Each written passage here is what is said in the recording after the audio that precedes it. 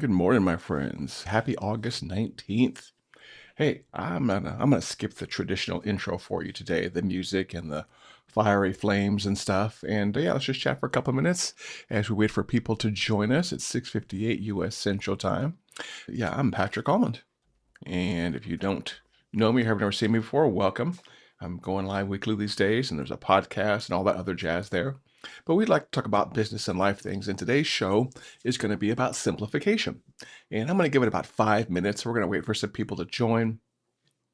But yeah, life is rough right now, and I hope you're having a good week so far. And whether you are or not, please make sure you comment and let me know. Also, could you do us a favor? If you want to learn more about business and life, but business specifically, I do a lot in the marketing automation world, in the lead generation world, in the AI world. And if that's the kind of stuff that interests you, and if you want to be better at it, just make sure you give us a subscribe over on either iTunes or the podcast app. You can look for Stop Doing Nothing on the podcast app on your phone, or you can search for my name, Patrick Almond. I don't have an alias. I'm Patrick Almond everywhere, or Stop Doing Nothing on YouTube. And as they say, smash that like button on YouTube, or that follow, that subscribe button on YouTube. And yeah, that just helps us out a little bit and make sure we spread the word properly. Today, as soon as we get started here in a couple minutes, we're going to be talking about simplification. And this is one that I have personally been focusing on recently. And the topics I normally talk about are ones that impact me directly. They're ones either I'm going through or I've gone through in the past. I try to avoid topics that I don't know. Okay. And this is a topic that I know. And I'm going through it and I want to share it with you. And I want to share a list of things, my agenda I worked on this week for you, of things that you can do in your business to simplify, to make things better. If you're an entrepreneur, whether you're running a business that makes $10,000 a year or $10 million a year, you have a lot going on. You are juggling a lot. Trust me, I know firsthand.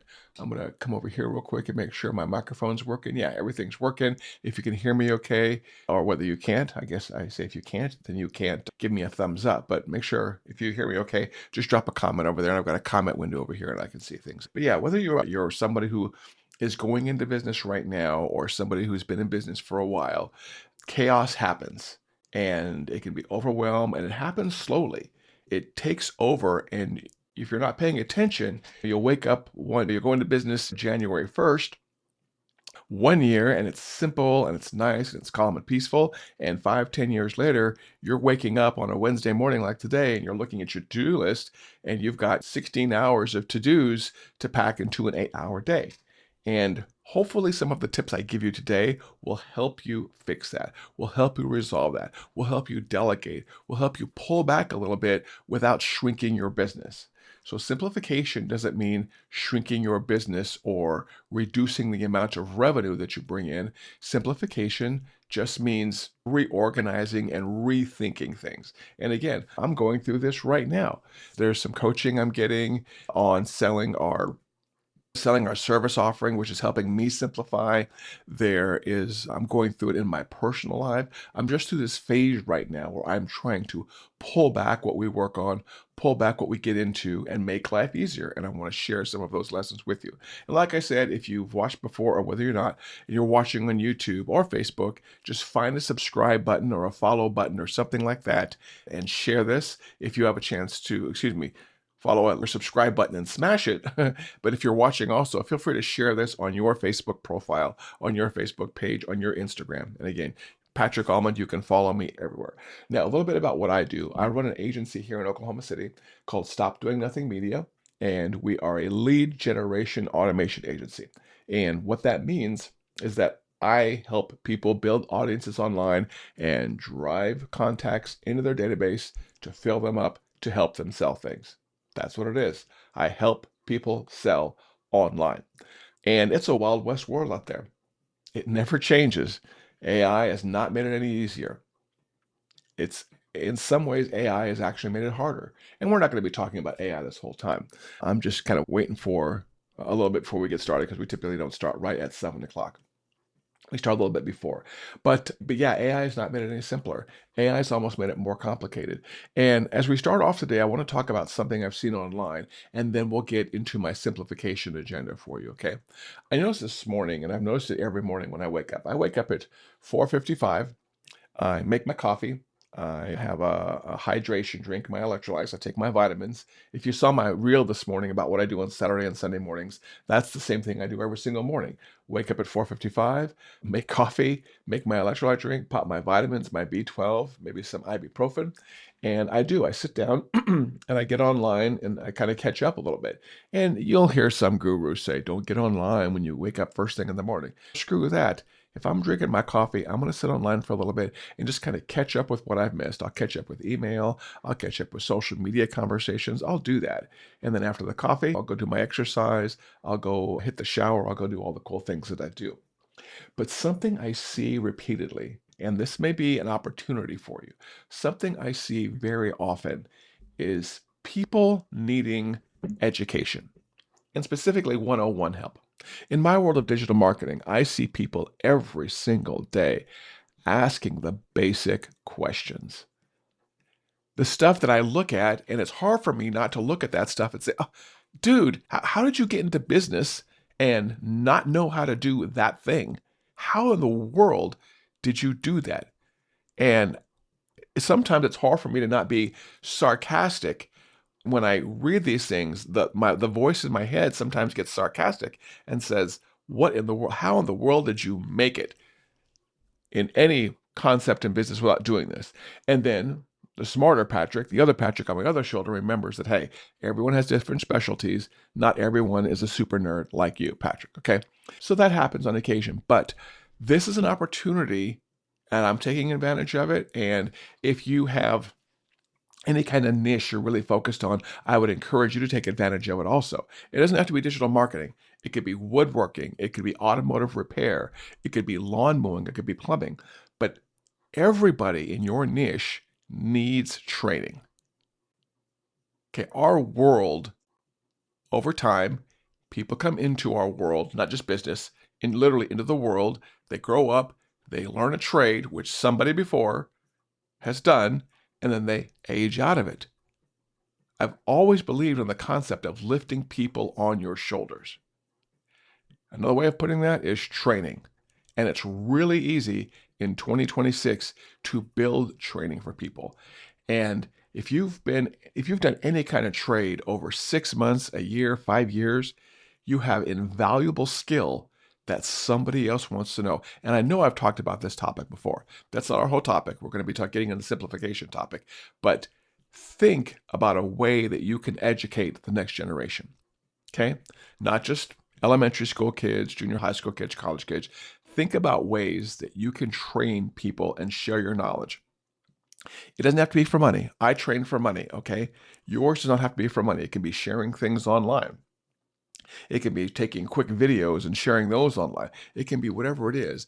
But if you ever see people come into your industry and they don't have an effing clue as to what they're doing, find a way to train them, okay? The world needs it. And don't go shallow. Don't go wide and shallow. Go narrow and deep. Okay? Go narrow and deep in whatever you train right there. So, simplification. Okay, this one's been on my mind a lot, and I call this session Simplify for Your Sanity. And I'll talk a little bit about how I got into business and how I got to where I am now and why I'm so focused on the simplification. I got into business because I worked for a corporation, the Big Yellow Car Rental Corporation. The Big Yellow Car Rental Corporation. And I was very good at what I did. And a contractor came in to install some software, and I was very good at it. I picked up on it really easily, and they said, hey, you should come work for us. I thought, oh, yes, time to start a business. Entrepreneur time, a couple of decades ago. Did that, got on the road, traveled, I transitioned over into marketing because marketing is so tech heavy now, and I can eat and sleep tech all day long. So transitioning to tech marketing wasn't too hard. And then I flipped the script, expanded, scaled a little bit. And now, in the past, 5 years or so, I noticed that I've branched out to a lot of different disciplines that are not serving us well. We're making money at it, but they're not serving us well. And so I'm in the simplification phase of my business right life. And how this happened? I was chasing money 100%. I was chasing all the money. If I'm in niche A, gotta say the word right, not niche. Niche, please. If I'm in niche A and somebody says, "Ooh, Patrick, you should come over to niche B because you know niche A well and niche B is somewhat related, and I'll pay you good money over in niche B," you're like, "Ooh, give me that money, baby. Give me that money." And you'll rub your hands, which I did, and you go and take that money. And now all of a sudden you have two niches. And if you have two niches or three niches or four niches, you know what you have? You don't have a niche. I attended a local Black Chamber of Commerce meeting last week or the week before last. And we went around the breakfast table and we all did our intros. And there were a couple of people, and this is not to be demean or insult anybody, okay? This is just what I noticed these days because I've been to my share of networking events. There were a couple of people that stood up and say, "My name is Joe Bob Smith, and I do this, but I also do this, and I do this, and if you need help in this, and I also do this." And once somebody goes over two niches, once they get into 3, 4, and 5, I'm like, okay, so you don't have a niche. You're just looking for people that are generally interested in getting help from you in any kind of general topic. And I don't say that to demean or put down anybody. But if you have 3 niches, you don't have a niche. And I'm guilty of it also. It happens because we chase the money. We want to be flexible. We want to, when our friends and family come to us and say we need help on this thing, we don't want to say no. We want to delve into that. We fear being a one-trick pony. This is a fear I've had before. We fear only knowing one thing and one thing well. I've also noticed in the past, I don't know, 5 to 10 years that we chase the guru lifestyle. We really do. We see somebody that says a jack of all trades and they're really popular and they've got 500,000, a million followers, and we want that life. And we think we want that because that person does all kinds of things. And if I want to be like them, I will have to do all those kind of things also. And yeah, just that's how we get there. And all of us unniche, there's a good word, unniche different ways. And that's one of them is we just want to do everything. And it doesn't serve us well. And if you've gotten in that frame of mind, then I'm going to pull you back a little bit, okay? I want you to think about the things I'm going to share with you so you can almost undiversify. We always hear diversify. Diversify is great diversity, is great when it comes to investments. Diversity is great when it comes to the human race. Sometimes diversity or diversifying is not great when it comes to business, okay? That's an area where sometimes you only want one of one kind, okay? Go deeper in a great area versus shallower in many areas. And also, I want you to, as you're thinking about unniching, to remember some of the essences of businesses that we forget, okay? And these are just all in my notes here. I'm kind of going through my notes here. Number one, people will pay well for simplification. Okay, if you can niche down and do one thing very well, and then someone comes to you, let's say a personal trainer. Okay, let's say you're a personal trainer and you focus on just strength training. You don't worry about aerobic or diet or whatever. Now, all those things are related, but if you just focus on strength training, people will pay you well to get strong using your decades of knowledge. People will pay well for speed. 4 things here I want you to remember as we proceed here. Hopefully you're taking notes. People will pay well for simple. People will pay well for speed. If you can show me, here's something that's near and dear to my heart. If I'm having a challenge losing weight, it's taking me years and years, and you come in body composition and nutrition well, and you can show me how to lose weight faster, I will pay well for that. That is a no-brainer. People will pay well for simple, people will pay well for speed, and people will pay well for pleasure. Okay? We all want to have fun in this world. We all want to do things to please ourselves and put a smile on our face. If I could, I would easily vacation 7 days a week. It's not practical, it's not reality, but I would 100% do that. If money was a non-option, I would 100% do that. I don't want more money. I want more free time. I want more pleasurable time. And the last one of these 4 is people will pay well for pain avoidance. So if you can remember when it comes to your pricing and when it comes to your simplification. But people will pay well for simple, for speed, for pleasure, and for pain avoidance.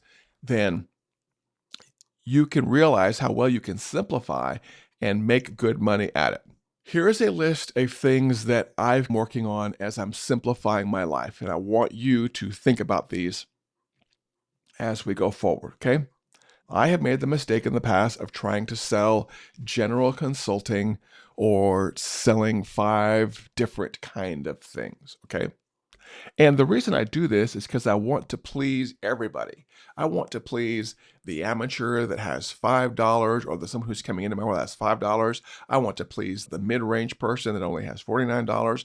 And I want to please the guy that has $5,000. And I'm all over here grabbing at all these things, okay? I've been trying to sell too many things to too many people.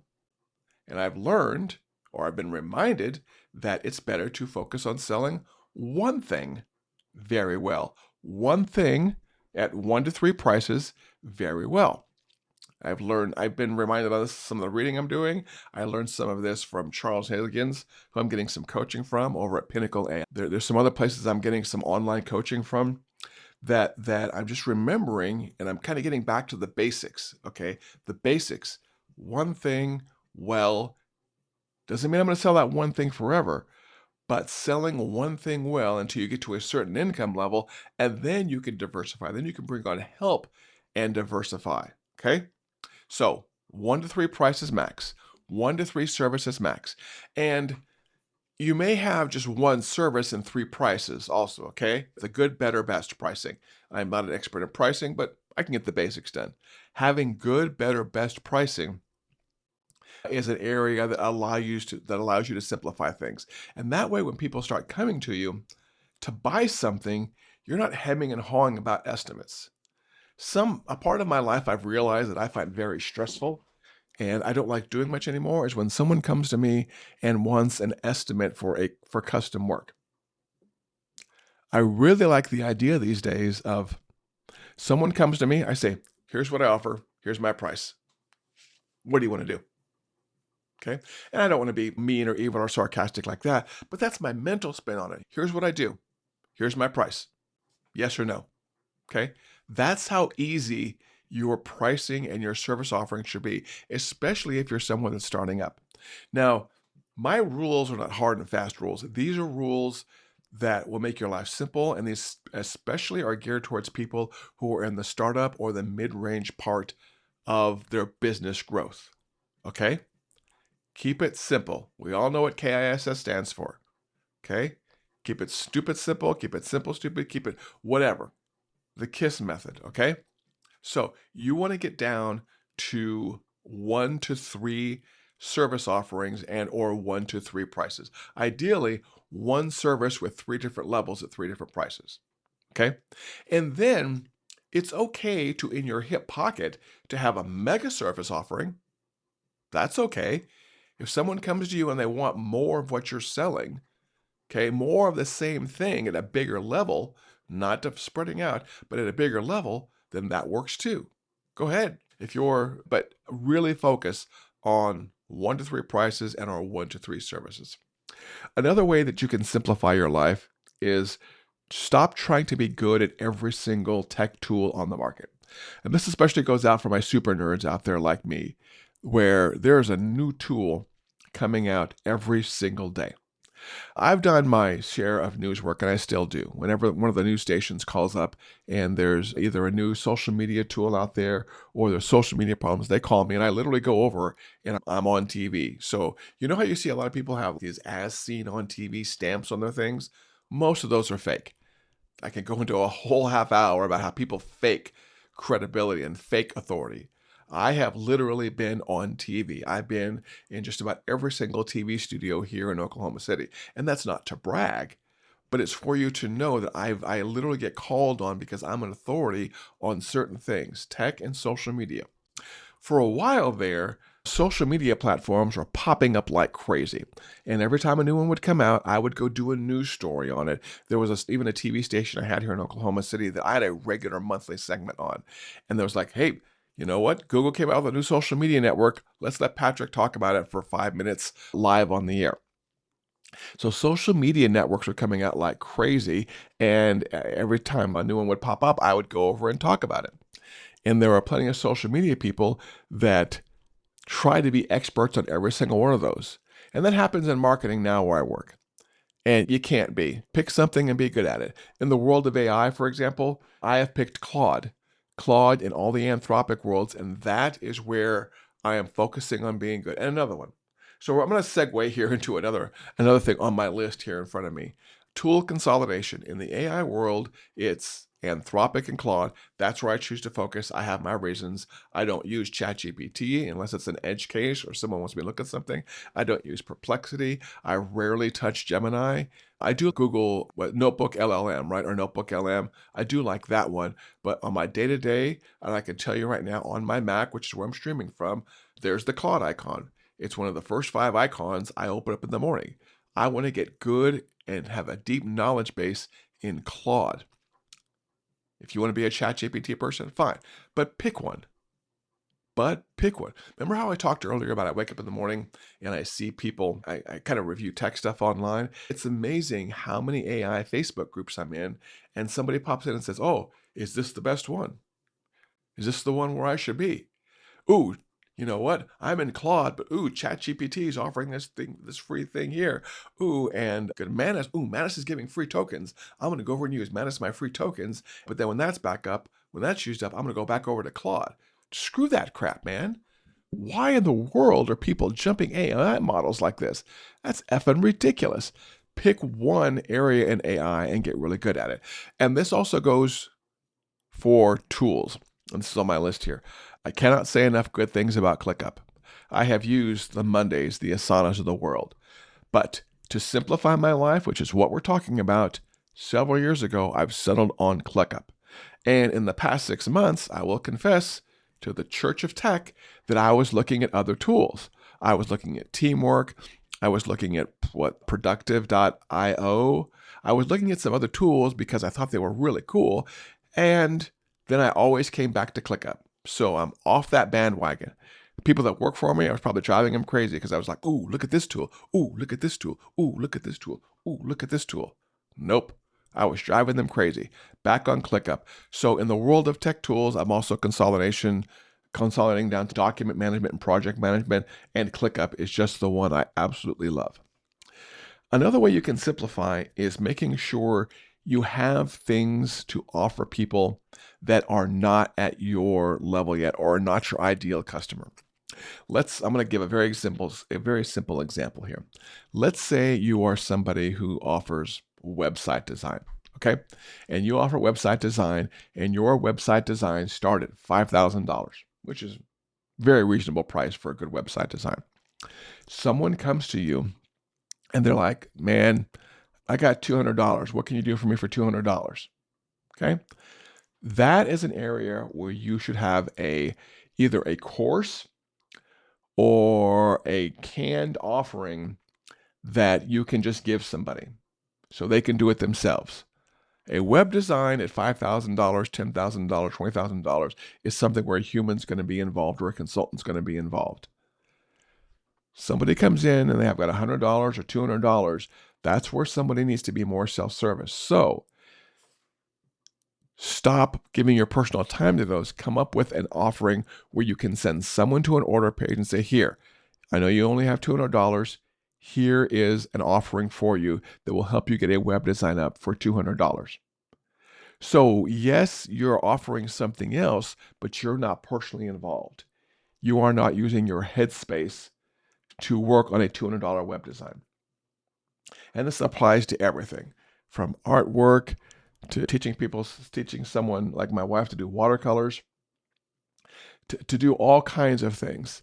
And I'm going to get some grief, and I have in the past, for pawning off or dismissing low-end clients. And if you've been in business for more than 5 minutes, I will hope that you have learned the lesson that you really want to work with higher end clients. Higher end clients are more profitable. higher-end clients don't complain as much, and higher-end clients don't care as much about the results. They just want it done. And you can debate me all you want. I've got decades of experience to prove this. Try doing a website design for someone sometime for $200, okay? And see how much that person nags and complains. Try doing a website design for $20,000. It's a different experience. It will change your world. Once you learn to do premium pricing, it will rock your world. So if you're a business owner, that's the area where I want you to focus on. It's another area. Just focus on premium clients, okay? If you're someone who's been doing $500 and $1,000 web design, I'm getting off my agenda here, but if you're someone who does $1,000 or $500 web design, you know what? Make your base price $5,000. Will that eliminate a lot of people? Yeah. But will it save your sanity and will it make your life simpler? Oh, heck yeah, brothers and sisters. Heck yeah, brothers and sisters. Such an easy way to make your life better